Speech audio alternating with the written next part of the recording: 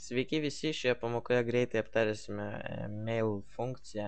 Tai tiesiog leidžia iš PHP kodo išsiųsti L pašto žinutę į kitą elektroninio pašto adresą.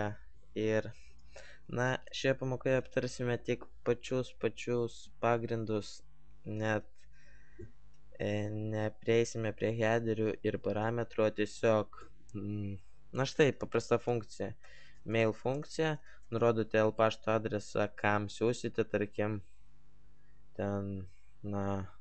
tarkim, štai info,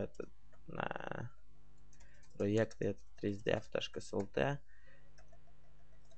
ir toliau nurodote temą, tarkim,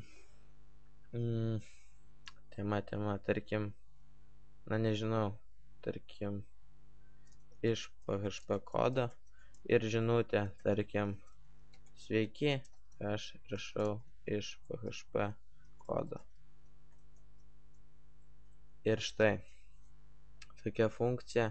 Taip pat galime naudoti headerius. Headeriai tiesiog, tarkim, paprastas pavyzdys, tarkim, susikurkime header kintamą ir nusistatykime reikšmę taip from. Čia tiesiog, sakykime, headerio parametras, parametras from ir tiesiog jūs į from nurodote savo L pašto adresą, tarkim, php kodas.lt. Ir tai reiškia, tai tiesiog gavėjui rodys, kad jūs siunčiate iš štai šio L pašto adreso ir jis galvos, kad jūs iš tiesų siunčiate iš būtent štai šio L pašto adreso. Tai yra php.kodas.lt, nors iš tiesų jūs siunčiate iš PHP kodo. Bet jeigu jūs, tarkim, norite susikurti savo, sakykime, web L pašto rašiklę, tiesiog galite siųsti iš savo svetainės, o jeigu norite, kad jums siųstų laiškus atgal į jūsų L pašto adresą, tai jūs tiesiog nurodote savo L pašto adresą, tarkim, L pašto adresas. Ir jums tiesiog matys, kad jūs iš jo siunčiate ir jums atsakyti galės bet kada aišku, jei nurodysite tikrą. Ir tiesiog čia dar vienas kablelis ir nurodote tą kintamą header.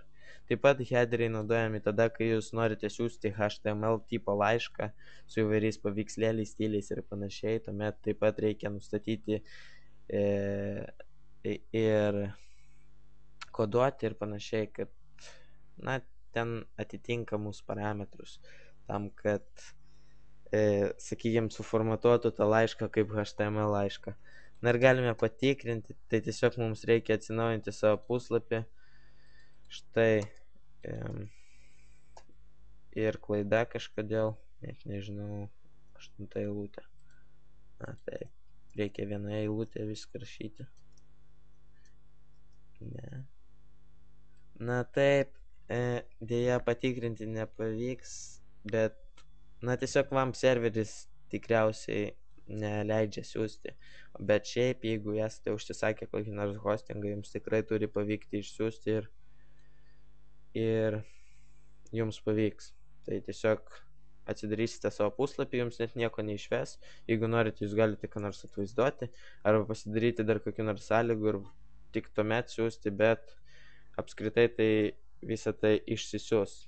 Ir manau, galima kaip nors sukonfigūruoti tą vam serverį, kad jis leistų siųsti tos laiškus, bet pagal nutylėjimą tikriausiai yra nustatyta, kad siųsti nepavyktų. O šiaip sintaksė tokia mail funkcija. Nurodote kam, nurodote temą, nurodote žinutę ir nurodote headerius. Ir taip pat galite daryti, tarkim, tiesą sakant, net aš jau nežinau, apie ką kurti PHP pamokas ir jeigu jūs norite daugiau tų PHP pamokų, jūs tiesiog parašykite, ko būtent norite, ar kokios svečių knygos ar panašiai, nes aš jau net atsidariau puslapį, kuriame yra PHP pamokos ir žiūriu, kas įdomaus čia yra, tam, kad tiesiog visą tai video pamokoje sukurti. Bet atrodo viską aiškinau, su MySQL mes jau darėm. Čia yra tokių smulkių funkcijų, kuriuo aiškint kiekvienoje pamokoje net nesinori, tai jūs tiesiog galite atsidaryti šią svetainę, štai matote adresą ir čia tikrai rasite aprašymų, viskas smulkiai aprašyta ir svarbiausia, kad čia yra smulkios tokios funkcijos ir jeigu kiekvienoje pamokoje aiškinti atskirai, tai labai daug tų pamokų bus ir jos bus labai trumpos, tai nelabai net norisi kurti. Ir tiesiog, jos labai paprastos, net nereikia žodžiu kažko aiškinti, tai tiesiog atsidarykite šį puslapį ir išmoksite, bet jeigu ko nors nesuprantate ir norite ką nors sudėtingesnio, tuomet parašykite kokį nors komentarą ir aš sukursiu pamoką, nes pagrindę visą teoriją jūs jau mokate.